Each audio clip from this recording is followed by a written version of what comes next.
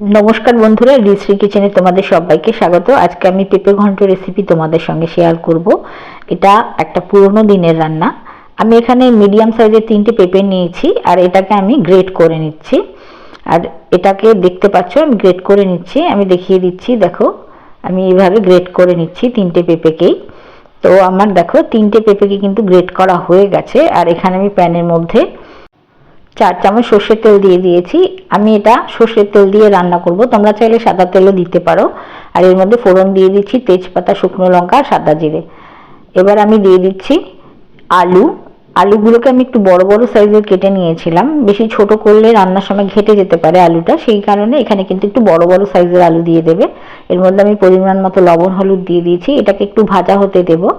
আর এদিকে আমি আর একটা জায়গাতে 150 গ্রাম মটর ডালের বড়ি নিয়েছি, এটাকে একটু লাল লাল করে ভেজে রাখবো।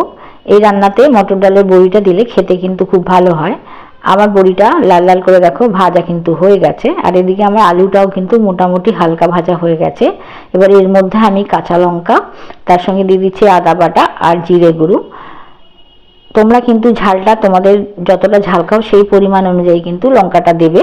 আর এখানে আমি শুকনো লঙ্কা দিয়ে রান্না করব না, এটা কিন্তু সম্পূর্ণ কাঁচা লঙ্কাতেই রান্না করা হয়। এবার দেখো মশলাটা মোটামুটি আমার কষে গেছে। এবার গ্রেট করে রাখা পেঁপেগুলোকে কিন্তু আমি এখানে দিয়ে দিচ্ছি। আর এই পেঁপেগুলো দিয়ে আমি সবগুলোকে কিন্তু খুব ভালো করে মিশিয়ে নেব মশলা ও আলুর সঙ্গে। এটাকে কিন্তু পেঁপেটাকে খুব ভালো করে সব কিছুর সঙ্গে ভালো করে মিশিয়ে নিতে হবে। বন্ধুরা ভিডিওটা ভালো লাগলে অবশ্যই একটা লাইক করো আর আমার চ্যানেলটাকে সাবস্ক্রাইব করার অনুরোধ রইল। দেখো আমি ভালো করে কিন্তু মিশিয়ে নিয়েছি সবগুলোকে। এবার আমি একটু পরিমাণ মতো জল দিয়ে দেবো এই পেঁপেটা সেদ্ধ হওয়ার জন্য। জলটা কিন্তু খুব বেশি দেবো না, অল্পই জল দিয়েছি। আর সিম আঁচে রেখেই কিন্তু এই রান্নাটা করতে হবে। দেখো আমি 10 মিনিট এটাকে রান্না করে নিয়েছি। দেখতে পাচ্ছ আমার পেঁপে আর আলু কিন্তু মোটামুটি সেদ্ধই হয়ে গেছে। এবার এর মধ্যে আমি দিয়ে দেবো 1 চামচ চিনি আর সঙ্গে দিয়ে দেবো 1 চামচ গরম মশলা গুঁড়ো।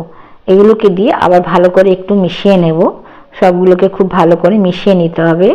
এবার এর মধ্যে আমি ভেজে রাখা বড়িগুলোকে কিন্তু এই সময় দিয়ে দেব। বড়িগুলোকে আমি শেষেই দিয়েছি, প্রথমে দিলে কিন্তু বড়িগুলো গলে যেতে পারে, সেই জন্য রান্না যখন প্রায় হয়ে আসবে তখনই কিন্তু বড়িগুলো দেবে। এর সঙ্গে 1 চামচ ঘি দিয়ে দিলাম। এবার সবগুলোকে খুব ভালো করে মিশিয়ে নেব। দিয়ে আমি 2 মিনিটের জন্য কিন্তু এটাকে আবার রান্না করে নেব। 2 মিনিট রান্না করলে কি হবে, বড়িগুলো আমার নরম হয়ে যাবে।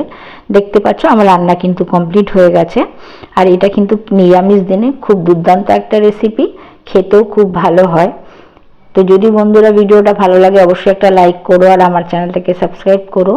আজকের মতো বিদায় নিচ্ছি, আবার দেখা হবে আর একটা নতুন রেসিপি নিয়ে তোমাদের সঙ্গে। নমস্কার।